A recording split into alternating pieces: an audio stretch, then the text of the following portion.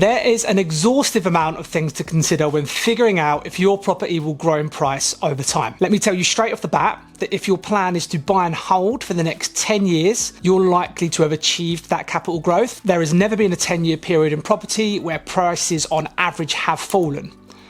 But if you're thinking of a slimmer scale than that, maybe you're about to buy now or you're planning your next property flip, then here are the three main things that I'd be considering when determining the capital growth of a property. First up will be the council's local plan. Every local authority will have what is called a local plan, which will provide the overall strategic vision for the future of that specific area. It's a statutory document, so your local authority has to produce it.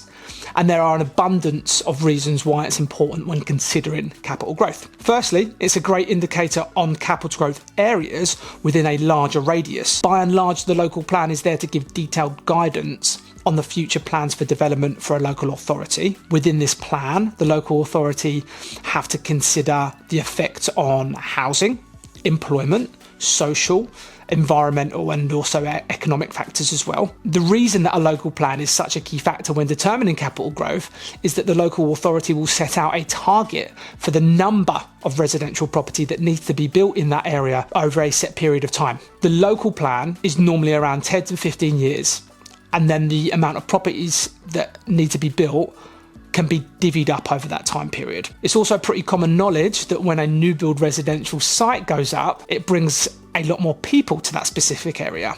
The properties surrounding it go up in value too because of this. The same goes for office buildings as they bring employment to the area, meaning more people will need to move there and then move close. New schools create demand for family homes. Newly developed transport links will make it easier for commuters and bring more demand there too. Flagship developments that create a mixture of commercial and residential are prime spots to be buying next to, as these will become busy hubs and hotspots. Check out when and where your local authority plan to build through their local plan and start looking for property in those areas. You'll probably also want to check out my video on how to find these deals once you've determined an area. Save this one for later.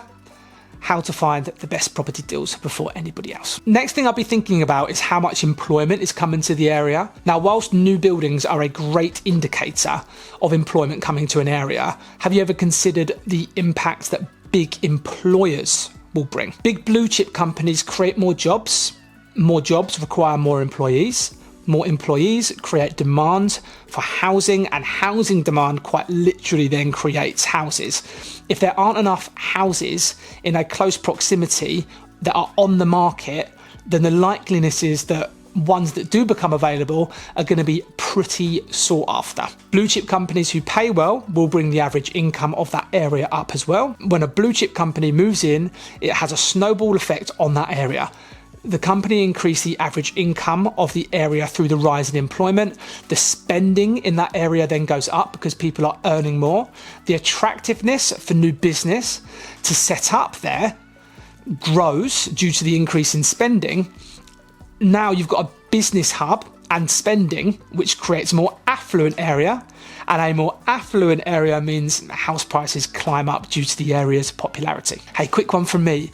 If you've enjoyed the content so far and you've taken some value from it, please do click the like button and subscribe. It means a hell of a lot to me and helps grow the channel. Thanks a lot. Third thing, what are first-time buyers needing? What are they looking for? Now, I'd hedge my bets that most of the best motivated and reliable type of buyers are families with a strong joint household income looking to upsize because maybe they've outgrown their current place, or a first-time buyer with a little one on the way looking to save a bunch of cash on their stamp duty exemptions. In fact, I think what you'll find is just first-time buyers alone counted for nearly 35% of property purchases in January 2026. With first-time buyers essentially shaping the landscape for property demand and prices, having property where first-time buyers are rife is going to be a great indication for capital growth. So what do they want? Well, they don't want to spend a lot on refurbishments, I can tell you that much. Some really great data from Connell's Group tells us that 1 in 4 first-time buyers were using a loan-to-value mortgage of 90%. And with an average purchase price just shy of 245 grand, it stands to reason that they don't have tens of thousands of pounds to be spending on property refurbs if their deposit isn't going to be much more than 25k. So a turnkey property is going to be very high on the list, and a turnkey property is something that's ready to move into. Here is a list actually of things first-time buyers would be considering. Transport and commuting within reasonable journey times to work, schools with high Ofsted ratings and plenty of primary and secondary schools within a close proximity, local amenities, so they want to be walking to shops, cafes, gyms, green spaces, your doctors and your dentists. They don't want that to be too far away. The safety and the feel of the area is also very important. The noise levels, the general neighbourhood feel. Is it busy? Is it quiet? Is it heavily student populated, or are there, a bunch of buggies and children running around? Outdoor space, parking and the floor plan of the property. Are there enough bedrooms and storage? Have you got an open plan kitchen living space? They are very popular with first time buyers. And then low running costs. No one wants to be paying a fortune because he lives, isn't it? If you can buy where first time buyers are also buying and will continue to buy, then you can rest easy that capital growth of your property will grow with it. So when you next sit down to assess your next property investment or your next purchase, make sure you consider these three things. Your council's local plan. What are the long-term goals for the area, and where do the local authority want property being built? Employers, who's moving in and where are they moving to? Are the jobs they're bringing to that area going to be in abundance, and will they pay well? Then think about your first-time buyers. These guys make up a large majority of their purchasing market and will increase property prices.